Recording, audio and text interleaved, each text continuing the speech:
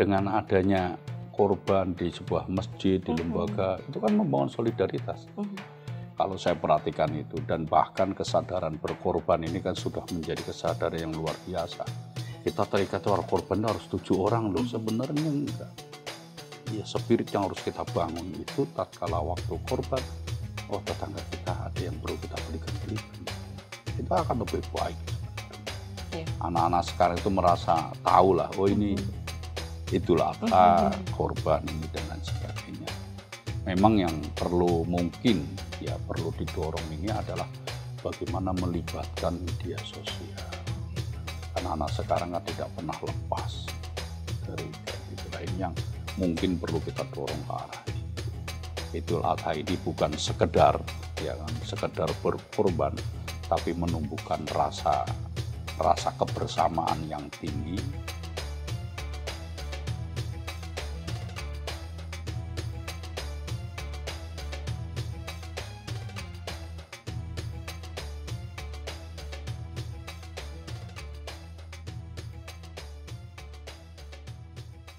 Hai Sobat Expos Indonesia, berjumpa kembali dengan saya Senja Kurnia dalam podcast bersama dengan Kementerian Agama Provinsi Jawa Tengah. Dan dalam episode kali ini kita akan bahas satu tema karena ini juga sudah menjelang Hari Raya Idul Adha Sobat Expos. Kita akan membahas seputar makna Idul Adha di era modern nih. Seputar spirit berkurban, kemudian juga solidaritas dan juga kepedulian sosial. Kalau kita membahas seputar Idul Adha, tidak hanya makna pemotongan hewan kurban saja, tetapi bagaimana makna dari solidaritas, kemudian juga kepedulian kepada sesama untuk nanti juga ketika pembagian hewan kurban ini tepat sasaran begitu, dan juga banyak hal yang bisa kita ulas dan bahas lebih dalam episode kali ini. Di antaranya adalah seputar isu kesehatan hewan kurban seperti apa, kemudian juga bagaimana mengikutsertakan generasi muda begitu dalam proses distribusinya. Kita akan bahas lengkap dengan Kepala Kantor Wilayah Kementerian Agama Provinsi Jawa Tengah yang sudah hadir di Studio Expos Indonesia kali ini dengan Bapak Dr. Haji Saiful Mujad MA. Assalamualaikum warahmatullahi wabarakatuh. Warahmatullahi wabarakatuh. Sehat Bapak? Alhamdulillah sehat. Selalu menjawab sehat dengan segala kesibukannya. Harus sehat. Betul, dan kita beruntung nih Sobat Expos karena kalau biasanya kan stay di Semarang nih Bapak ya. Tapi kali ini karena kebetulan juga Studio Expos ini dekat dengan embarkasi haji, jadi bolak-balik. Sementara kantornya di Solo gitu ya Pak? Insya Allah. Okay. Ngawal haji. Ngawal haji, betul sekali. Oke, ini membahas seputar Idul Adha, maknanya begitu mendalam begitu ya Pak ya. Bagaimana kalau kita flashback begitu ketika itu Nabi Ibrahim ya dengan putranya Nabi Ismail gitu. Ini Kemenak Jateng menjelaskan makna Idul Adha sendiri seperti apa sih Pak Saiful? Ya, karena Idul Adha ini kan kembali ke kurban. Artinya bahwa Lebaran Idul Adha kita diperintahkan untuk berkurban. Nah, korban ini sebagai simbol kepedulian gitu. Kepedulian sosial, ya membangun solidaritas, ya membangun kepekaan dan lain sebagainya. Jadi bagaimana kita mendorong agar Idul Adha itu betul-betul umat Islam itu merasa memiliki keterkaitan itu. Di samping ya sejarah Idul Adha sendiri kan memang ya dicontohkan oleh Nabi Ibrahim dengan Ismail. Spiritnya itu adalah spirit korban dan menumbuhkan solidaritas sosial. Di samping tentunya mengantarkan kita semua kepada ketakwaan pada Allah Subhanahu wa Ta'ala. Baik, dan ini kalau pesan dari Kemenak Jateng begitu untuk masyarakat Jawa Tengah dalam makna Idul Adha sendiri seperti apa sih Pak Saiful? Ya, semoga dengan adanya Idul Adha ini masyarakat Islam khususnya akan menyadari bahwa Idul Adha hadir, ya ini sebagai spirit ibadah. Terus satu sisi ada spirit korban, dan satu sisi yang lain sebenarnya ada masyarakat kita yang saat ini sedang berhaji, ya berhaji ke Baitullah. Ya, jadi nuansa Idul Adha itu ada nuansa yang langsung, ya langsung dengan titik temunya di Arab. sisi adalah kepada kehidupan masyarakat. Jadi haji ini kan satu ibadah yang terikat oleh ruang dan waktu. Ruangannya adanya di Arab, gitu kan. Tidak, karena wukuf itu kan di Arab, di Arafah. Nah, satu sisi yang lain kita membangun Idul Adha ini memaknai dengan kembali ke kurban untuk masyarakat yang di sekitar. Dan semoga masyarakat Jawa Tengah dengan adanya Idul Adha ini menjadi terpanggil untuk solidaritas yang tinggi dan membangun kebersamaan. Baik, tapi sejauh ini lancar-lancar ya Pak, karena kan embarkasi Solo ini termasuk salah satu yang tersibuk begitu ya dalam memberangkatkan jemaah. Ya, untuk tahun ini kita memberangkatkan sekitar 95 kloter yang tergabung di embarkasi SOC, itu sekitar 34.000 dengan petugas. Semoga lancar semuanya Insya ya nanti Allah, kembali mohon ke doanya. tanah air. Baik, nah ini setiap hari raya mungkin agak berbeda dengan Idul Fitri yang memang jatuhnya di tanggal 1 begitu Pak ya. Kalau di Idul Adha kan di 10 Zulhijjah. 10 Tentunya juga ada sidang isbat menuju 10 hari menjelang ini. Kalau di tahun ini seperti apa nih Pak persiapannya? Ya, sidang isbat itu selalu untuk awal Ramadan dan awal Dzulhijjah.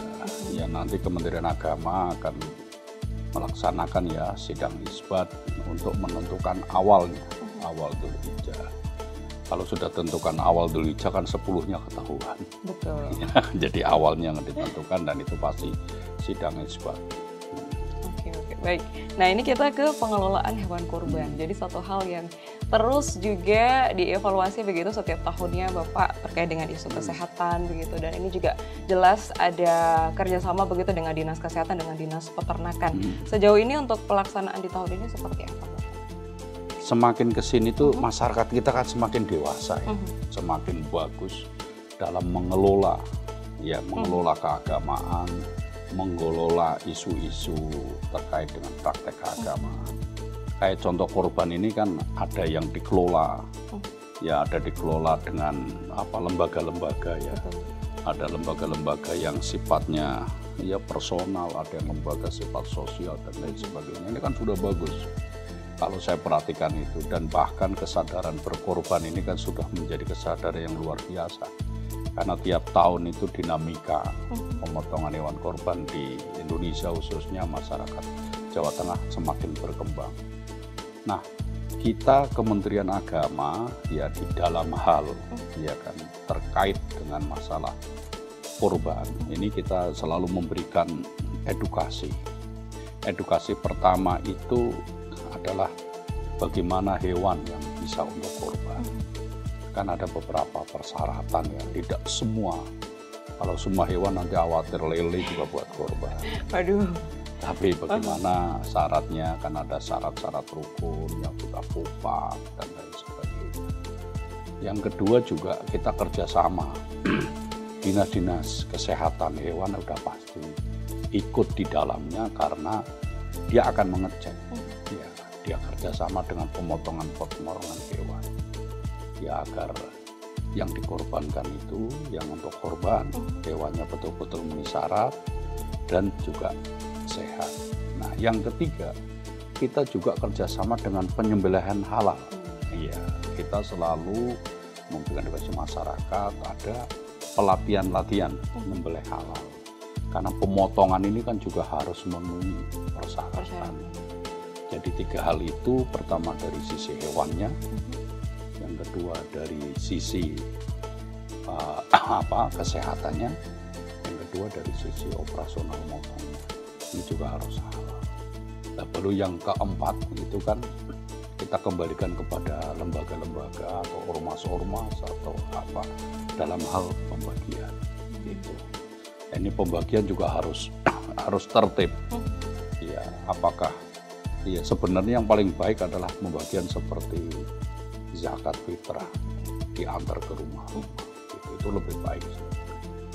Tapi kadang-kala ya karena untuk syiar gitu, ya itu nanti kita kembalikan kepada kepanitiaan.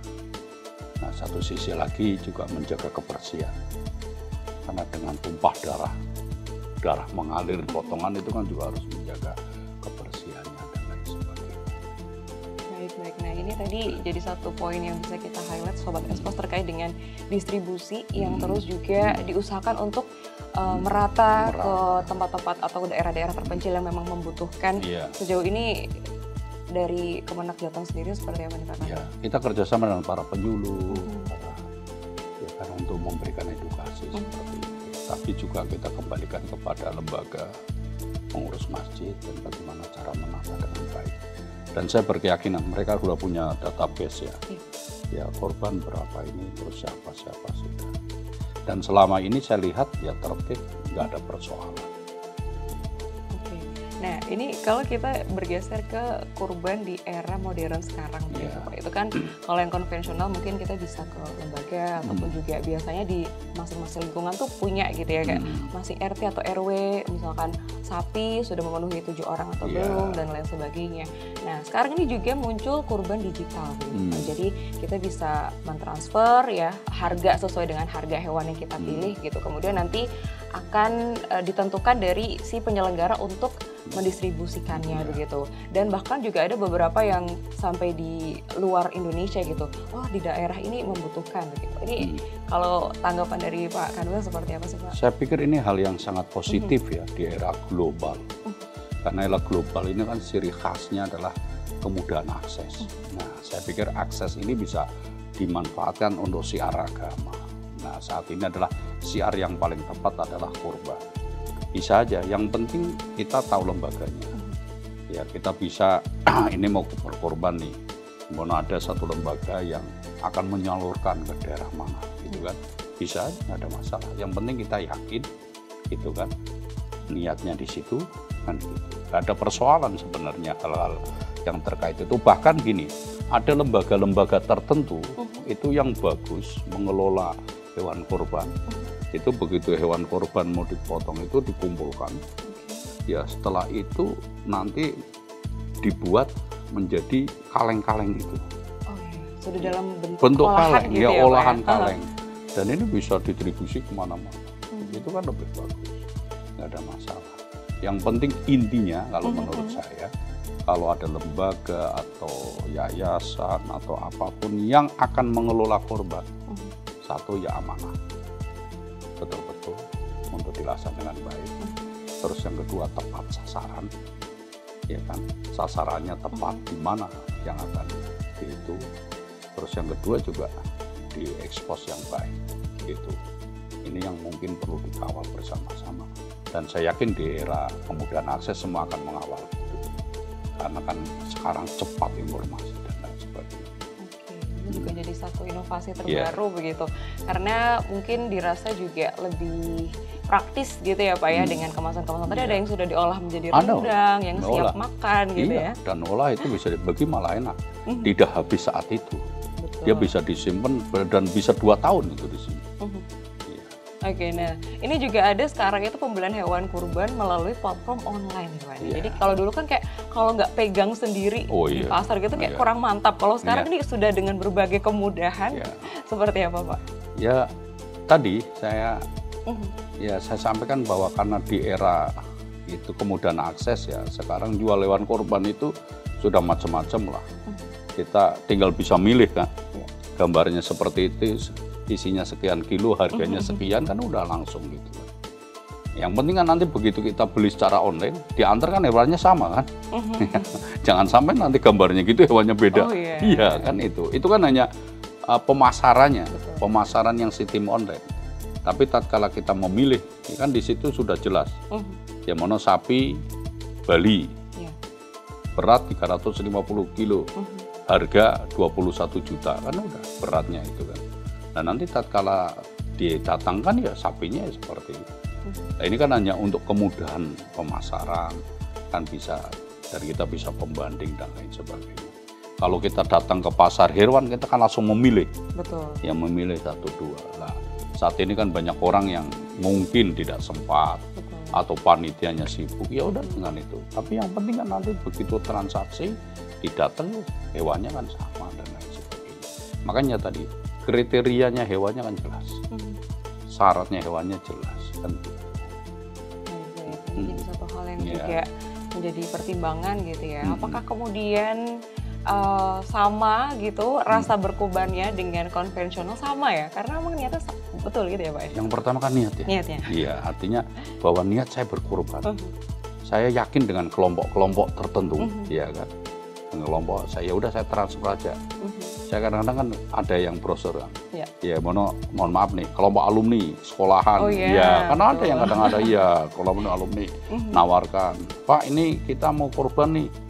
Mau kita dorong ke salah satu desa, di sana sangat membutuhkan gitu kan, kelompok ini ya sudah ada sapi 2, tapi pesertanya masih kurang 1 sapi 7 orang. Nah kita yakin dengan kelompok ya udah kita transfer aja. Bismillah kan gak ada persoalan, mau kita tahu kelompoknya. Nah kalau kita nggak tahu kelompoknya, nggak tahu apanya, ya kita perlu tabayun. Ya artinya tabayun bener nggak ini wanita ini dan lain sebagainya. Ya tapi kalau ternyata ada yang lebih dekat di masjid, masyarakat, ya kita lebih baik yang dekat gitu. Iya, kita kan memberi lebih baik yang dekat. Yang terdekat. Iya, mungkin kita tinggal di situ kok malah memberi yang jauh. Kan itu persoalannya kan itu. Iya. Oke, jadi ini mungkin bisa kalau dari niatnya sih selama itu berniat baik jelas ya Pak ya, apalagi ini dalam konteks ibadah begitu Sobat Espos. Jadi bisa dipilih mana yang kiranya tuh lebih nyaman untuk Sobat Espos, tapi yang jelas yang penting ini berkurban gitu ya Pak ya. Jangan sampai nggak korban. Jangan sampai nggak korban ya. Nah ini kan kadang tuh juga mungkin memaknainya adalah ketika zakat fitrah itu kan wajib per kepala gitu ya Pak. Tapi untuk kurban ini kan kadang mungkin merasanya oh tahun ini nih kebutuhannya lagi banyak nih. Jadi kurban atau enggak ya gitu. Ada penjelasannya nggak? Ya jadi kan gini, tatkala saat berkorban kita mampu untuk berkorban, berkorbanlah. Ya artinya saat itu punya kelonggaran rezeki, kelebihan ya silahkan berkorban. Tapi kalau tidak ya nggak usah, karena korban ini kan sunnah, ya sunnah muakkadah, tidak wajib. Ya. Nah maka ya tatkala kita ada kelebihan saat itu ya silahkan. Ya kalau nggak ada kelebihan kekurangan, ya dapat bagian korban. Kan gitu ya. Karena ini jadi satu momentum yang jelas ditunggu-tunggu, Idul Kurban begitu, dimana yang mungkin biasanya jarang makan daging akhirnya bisa sama-sama mendapatkan makanan yang enak begitu ya Pak ya di salah satu spiritnya, salah satu syiar dakwahnya dengan korban ini kan memberikan kepada masyarakat. Kalau kayak ya tadi kita kelebihan kita bagi-bagi, kita korban. Sehingga tadi yang tidak pernah kesentuh dagingannya makan daging dan lain sebagainya. Bahkan ini sangat baik ya bisa mendukung program stunting ya kan untuk memberikan gizi dan lain sebagainya. Nah maka ini yang pentingnya gitu. Jadi harusnya di masyarakat tatkala kayak gini atau lembaga ya atau masjid itu betul-betul didata dulu. Kira-kira seperti apa? Terus orang yang mampu didata dulu. Ya, kalau pas saat itu mampu dia wajib berkorban. Silakan didata. Ya karena kita akan memberikan syiarnya kan seperti itu. Baik. Nah ini kan yang jadi satu bahasan juga seperti apa solidaritas, begitu ya, kepedulian sosial. Seperti apa sih Pak Kanwil nih Kemenak Jateng memanfaatkan momentum Idul Adha ini begitu ya untuk memperkuat nilai-nilai sosial di masyarakat?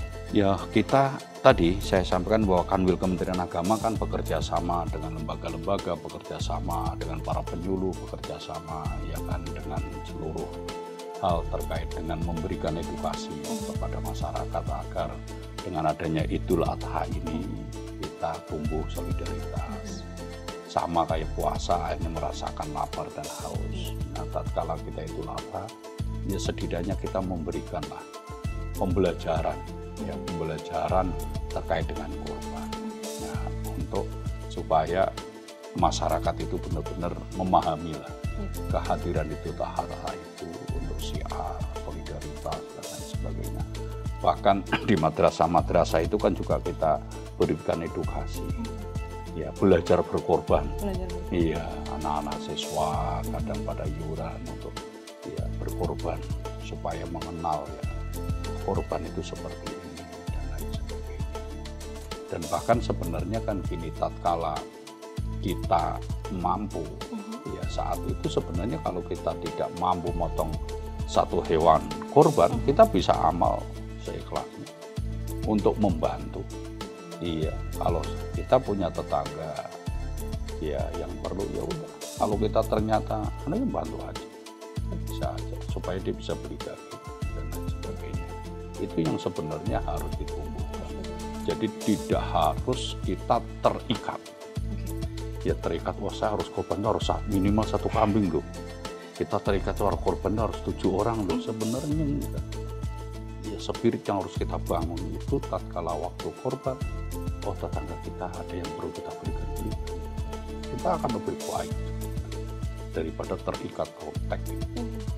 Jadi banyak hal yang bisa kita lakukan untuk memaknai lebih dalam tadi berbagi dalam momentum ini begitu. Baik, nah ini kalau terkait dengan pelaksanaan sholat Id ya di 6 Juni nanti begitu Pak Kanwil, seperti apa nih persiapannya Pak? Ya kalau sholat Id, Idul Adha ya sama dengan sholat Idul Fitri. Kalau kemarin kita disibukkan dengan masjid-masjid menggelar, ya menggelar mudik ramah masjid. Kalau Idul Adha ini ya biasa aja, artinya ya sudah para pengurus masjid, mushola atau lapangan yang menyatakan pasti sudah membentuk suatu kepanitiaan untuk melaksanakan sholat di lingkungan masing-masing. Yang terpenting lagi bahwa sholat itu harus tertib, tidak mengganggu jalan, gitu kan, dan bisa dilaksanakan dengan khusyuk. Terus yang kedua, bila nanti setelah sholat ada yang langsung motong korban, ada yang langsung motong korban, ya tempatkan pemotongan-pemotongan yang sekiranya ya yang tempatnya aman, nyaman, ya tidak memberikan kotoran ke luar-luar dan lain sebagainya. Itu yang mungkin perlu kita edukasi. Nah, terus yang kedua, pemotongan ini kan sampai 4 hari, hari raya dan 3 hari tasrek. Nah, ini kan silakan. Jadi memang sudah, karena memang ini sudah menjadi agenda tahunan gitu ya Pak Saifullah. Jadi memang sudah pasti dalam lingkungan juga sudah punya kepanitiaan, kemudian bagaimana nanti persiapannya, bahkan sudah cukup jauh-jauh hari itu kita lihat di pinggir jalan sudah banyak yang jual hewan kurban. Ini sudah mulai terasa. Ini salah satu syiarnya. Salah satu syiarnya. Dan bahkan dari berbagai daerah dia sudah ngapling tempat-tempat yang jual hewan kurban. Oke, baik. Nah ini jelas ada tantangan begitu ya Pak ya, namanya juga berkaitan dengan umat begitu. Ini logistik hewan kurban, kemudian pengelolaan limbah penyembelihannya sendiri seperti apa? Ya itulah kita yang selalu dengan dinas kesehatan, terus juga dinas lingkungan, kan itu yang harus mungkin yang penting gitu ya dalam tanda kutip ini. Kalau masalah orang jual hewan kurban udah nggak usah diajari. Dia udah pasti akan cari tempat-tempat strategis. Tapi bagaimana kebersihan tetap terjaga, setelah selesainya juga menjadi bersih. Terus yang kedua, pemotongan tadi, ya kalau di masjid cari tempat yang kira-kira betul-betul pembuangannya gampang, ya tidak menggenang nantinya. Gitu.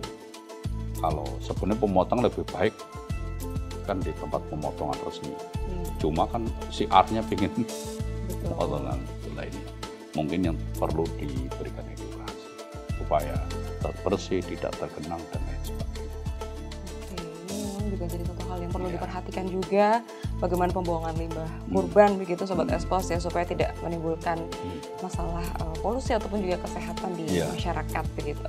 Baik, nah ini kalau tadi kita kaitkan dengan bagaimana ada andil generasi muda gitu. Karena kan jelas ya kalau tadi Pak Saiful sampaikan bahkan yang tukang jagal ini sudah ada pelatihannya begitu untuk nanti bagaimana nih ada penerusnya atau regenerasinya gitu. Seperti apa Pak? Biasanya kan di masjid-masjid ada remaja masjid. Itu pasti dilibatkan. Ya dilibatkan terkait dengan pengadaan korban atau pelaksanaan korban. Dan kita juga ya tadi di madrasah-madrasah itu kan sebagai generasi ya supaya ikut loh ini korban dan lain sebagainya. Nah, kita selalu memberikan edukasi ke arah itu ya supaya ada kepemilikan lah. Anak-anak sekarang itu merasa tahu lah, oh ini itulah apa korban ini dan lain sebagainya. Memang yang perlu mungkin ya perlu didorong ini adalah bagaimana melibatkan media sosial, konten-konten media sosial, terus ruang-ruang media sosial terkait makna korban lah, terus bagaimana caranya kepada anak-anak sekarang kan tidak pernah lepas dari lain yang mungkin perlu kita dorong ke arah itu. Oke, jadi ini juga mengikuti perkembangan zaman, diantaranya juga membuat konten-konten terkait dengan hal itu gitu via media sosial ya. Oke, nah ini momentum Idul Adha kan juga jelas berpengaruh terhadap perekonomian lokal, Pak Saiful ya. Karena memang mendorong sektor peternakan dan kuliner di Jawa Tengah sendiri nih. Bagaimana Kemenak Jateng melihatnya, Pak? Sangat positif, ya, karena gerakan ekonomi, ya kan. Kita punya programnya di Kementerian Agama itu, pemberdayaan ekonomi umat. Nah, pemberdayaan ekonomi umat ini ada dua pintu besar sebenarnya, Basnas dengan BWI. Basnas sudah jelas, ada ZIS, BWI juga ada wakaf uang. Nah, satu sisi yang lain terkait dengan pemberdayaan ekonomi umat ini, nah tadi dengan ada kegiatan kayak korban ini sebenarnya lembaga-lembaga ZIS atau lembaga-lembaga itu sebenarnya bisa dari Jawa Timur mengelola terkait penyiapan, mungkin penyiapan hewan korban, penyiapan yang lain. Nah, tatkala pas waktu korban ini kan bisa untuk dijual dan lain sebagainya, kan menjadi suatu produk. Nah, satu sisi yang lain ya dengan adanya korban tadi ya saya sampaikan, sebenarnya nuansanya adalah nuansa ya membangun solidaritas. Sebenarnya bisa dengan adanya ini adalah ada yang satu daerah yang ada arisan korban. Ada arisan korban. Okay. Ya, jadi orang itu sudah merasa ya iuran korban itu. Jadi nanti dipotong ya dibagi-bagi. Yang penting ada siarnya aja. Iya, itu bisa satu daerah himpun ada 40 gitu, udah iuran, beli satu sapi, potong rame-rame. Itu kan sebenarnya membangun spirit yang bagus. Jadi banyaklah masyarakat kita yang punya trik-trik tertentu untuk merasakan siar dan membangun solidaritas. Banyak kalau kita pilih. Ini kalau ngomongin kreatif ya. Kreatif. Paling kreatif Indonesia. Ya. Baik, kemudian ada nggak sih Pak kayak cerita satu contoh begitu bagaimana momentum Idul Adha ini bisa memperkuat solidaritas gitu di Jawa Tengah? Ya tadi saya katakan bahwa dengan adanya korban di sebuah masjid, di lembaga, itu kan membangun solidaritas. Karena yang pertama dia akan mendata jamaah-jamaah atau masyarakat yang perlu dibantu. Ya, akhirnya kan akan terdeteksi. Ya kan? Yang kedua, mau tidak mau, ya akan terjaring satu komunitas untuk kepanitiaan. Itu dari berbagai unsur. Yang ketiga, akan tumbuh di situ kesadaran terkait dengan korban. Pasti orang-orang yang merasa punya, terlibat dalam kepanitiaan akan merasa terpanggil. Oh, saya punya duit untuk korban, dan lain sebagainya. Ini kan sebuah gerakan yang sangat positif, yang ditumbuhkan dari spirit agama. Kan? Nah, ini saya pikir di mana-mana akan tumbuh seperti itu. Di lembaga pendidikan juga sama, ya kan? Wah, hewan korban, wah kita harus motong nih, gimana kita harus iuran nih, kan tumbuh rasa solidaritas. Di komunitas alumni seperti itu, komunitas media sosial juga seperti itu. Nah, ini kan sebuah gerakan. Nah, tinggal mungkin ya yang perlu kita yang perlu kita sosialisasikan agar gerakan-gerakan itu menjadi gerakan-gerakan yang murni. Ya, gerakan yang murni yang berbasis kemasyarakatan untuk spirit keagamaan ke depan. Jadi bukan sekedar ada Idul Adha aja, tapi bergerak untuk kemudian gerakan dan menumbuhkan kesadaran. Nah, di balik itu adalah kesadaran untuk beriman, kesadaran bertakwa.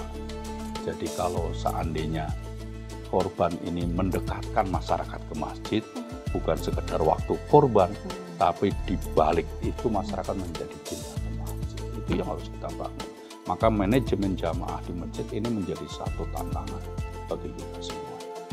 Baik, ini jadi satu hal yang penting dan kadang mungkin juga tidak sadar tuh kita lupakan gitu ya Pak. Jadi bukan hanya seputar seremonial di hari H-nya saja atau di momen-momen tertentu saja begitu Sobat Expose. Nah, ini kan menjadi satu hal yang kegiatan yang cukup sibuk tentunya bagi Kemenak Jateng begitu ya Pak, ya, mulai dari hewan kurban, kemudian pelaksanaan ibadah haji, menuju nanti hari H Idul Adha. Sejauh ini Kemenak Jateng mengawal segala prosesnya seperti apa? Udah menjadi tusinya. Ya menjadi tusi ya kita kawal dengan baik, terus kita sosialisasikan dengan baik dan seterusnya. Baik. Nah, ini kalau kita kembali lagi ke distribusi tadi Pak, karena kan Jawa Tengah ini menjadi satu provinsi yang cukup beragam begitu ya, majemuk begitu. Sejauh ini laporan dari distribusi sendiri apakah memang sudah semerata itu sampai ke daerah-daerah terpencil? Kita sebenarnya gini, dalam hal pelaksanaan hewan korban di masing-masing lembaga kita sifatnya hanya memantau. Ya memantau dan melihat. Ya. Jadi selama ini ya masjid-masjid ya tidak bikin laporan. Tidak perlu laporan, kita melihat. Tapi saya lihat selama ini kan bisa berjalan dengan baik, kondusif. Artinya tadi di masing-masing lembaga atau masing-masing organisasi dia sudah punya umatnya yang harus diurus. Ya udah itu nggak ada persoalan. Ya kecuali nanti ada hal-hal ya yang kira-kira persoalan yang muncul atau itu. Tapi selama ini kayaknya udah aman-aman aja karena mereka ya sudah menjadi karakter ya masyarakat mana dan mana kan sudah. Dan kita hanya menerima itu aja, tidak menerima laporan harus laporan enggak. Kita hanya mengawasi, memantau dan lain sebagainya, mensosialisasi. Karena memang ini juga sudah menjadi yang selalu dilakukan setiap tahun. Nah ini kan juga bekerja sama dengan Lazis ya Pak ya, dari Kemenak Jateng sendiri dalam penyelenggaraan kurban sendiri sejauh ini aman ya Pak? Aman, Basnas juga pasti akan memberikan distribusi, dia akan memotong berapa hewan akan distribusi ke lembaga-lembaga yang lain dan lain sebagainya.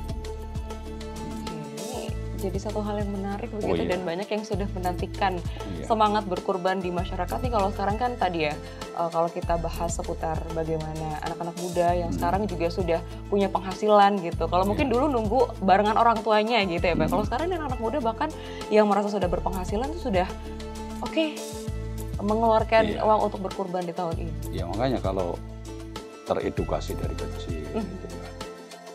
Dan merasa tadi begitu tatkala masuk ke waktu korban, tatkala dia punya kelonggaran ya berkorban. Dan kalau sudah biasa berkorban, dia pasti akan merasa. Kan gitu. Nah ini yang perlu kita bangun dan kesadaran untuk berkorban. Sama dengan kesadaran zakat, kan gitu. Kalau kita harus dipaksa 2,5% dari penghasilan kita, ini dalam rangka untuk menumbuhkan kesadaran. Nah caranya menumbuhkan kesadaran tadi kita libatkan kepanitiaan, libatkan itu, jadi nanti dia merasa memiliki. Ya, tapi kalau nggak pernah dilibatkan dia kan nggak paham. Oh ini. Ya. Oke, karena Kemenak Jateng juga sudah melakukan serangkaian inovasi begitu untuk lebih kekinian gitu ya Pak ya, bagaimana menjalankan syariat-syariat yang juga memang sesuai dengan syariat Islam, tapi dengan kemasan yang lebih baru, lebih kekinian, lebih cocok begitu dengan anak-anak. Ya, kita dalam hal memberikan sosialisasi dalam program-program ke masyarakat terkait dengan pelayanan keagamaan, kehidupan beragama, kita kan juga harus memahami terkait kondisi real di lapangan, bagaimana curahnya, ya kita harus menyesuaikan itu. Nah, apalagi dengan di era informasi saat ini kan. Baik, terima kasih. Pak Kanwil, sehat selalu Bapak. Sehat, ini lancar. Ada yang ingin disampaikan tentunya, bagaimana lebih memaknai lagi Idul Adha pada masyarakat Jawa Tengah, silakan Bapak. Ya, semoga dengan Idul Adha ini kita masyarakat Islam khususnya kita akan semakin tergugah, kita akan semakin bangkit bahwa Idul Adha ini bukan sekedar berkorban, tapi menumbuhkan rasa kebersamaan yang tinggi dan juga membangun toleransi yang hebat untuk memperkuat ukhuwah Islam yang ke depan. Terima kasih, semoga Allah meridhai kita semua. Terima kasih. Selamat kasih. Memperingati Hari Raya Idul Adha. Iya. Tentunya Pak Kanwil, kita ketemu lagi di tema-tema yang Amin. lain ya. Assalamualaikum warahmatullahi Salam wabarakatuh. warahmatullahi wabarakatuh. Baik, Sobat Expos Indonesia, itu tadi obrolan seru ya dalam podcast bersama dengan Kementerian Agama Provinsi Jawa Tengah yang sudah membahas seputar Idul Adha di era modern. Jadi sampai bertemu di tema-tema menarik lainnya.